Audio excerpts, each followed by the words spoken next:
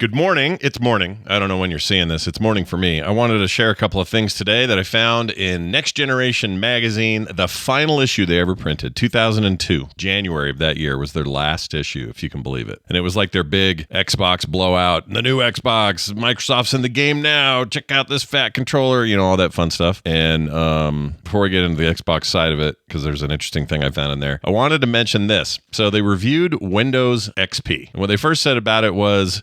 They have a subtitle, Bill's Excellent OS Adventure, Windows XP Plays Hard. Microsoft's latest won't enable you to fly, but it will make your gaming better. All right, I'm going to agree with that. XP, in retrospect, was a mess, kind of a hackery problem. Everybody was making malware. Like it was the height of malware in Windows, right? It was just the freaking worst era for just Windows vulnerabilities. But it did make gaming better prior to 98 and ME were the previous versions. ME was a mistake. It was an embarrassment. They should hang their head in shame and eat a handful of dirt to, for penance for the sin that was Windows ME Millennium Edition.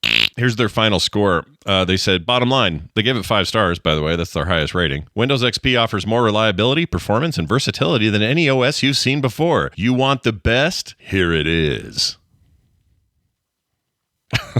That's a little much, don't you think? Anyway, let's jump ahead. They were previewing Halo because Halo is going to be a big deal. Everybody was excited about Halo. Originally a PC project, then made its debut on the Xbox and became an Xbox exclusive and all that. And it was like kind of a big deal if you were a PC gamer back then. You were kind of pissed that Bungie was doing this, right? Here's what they say about it and how it would control. So they're showing the Duke and they say, just deal with it. The sad truth is that for an FPS, you can't beat a mouse and keyboard. I would argue that controllers did just fine. Anyway, that said, Bungie has done a magnificent job in tuning the controls and the cheating to make Halo very playable with a gamepad. Cheating in quotes. Interesting what they're saying there. Your crosshair will actually slow down as it passes over an enemy, making it easier to target, and the crosshair itself provides about 5 degrees of inaccuracy, in quotes, so you don't have to be pixel perfect. Yes, it would have been great if we could have played Halo with a keyboard and mouse setup, but then again, have you ever tried a mouse on your lap in front of the TV? And they just leave us hanging there with that question. The answer is yes, I have tried that. And it is indeed a bit of a nightmare. Although they do make things now, right? You got like a little shelfie unit and you can put it on your lap and you got room for your mouse, room for your keyboard, and you can do all that. Anyway, that's just a couple of things I found while perusing the final issue. It was a little sad going through it, to be honest, because I loved this magazine so much back in the day, as I've stated before on this here short video format YouTube channel here.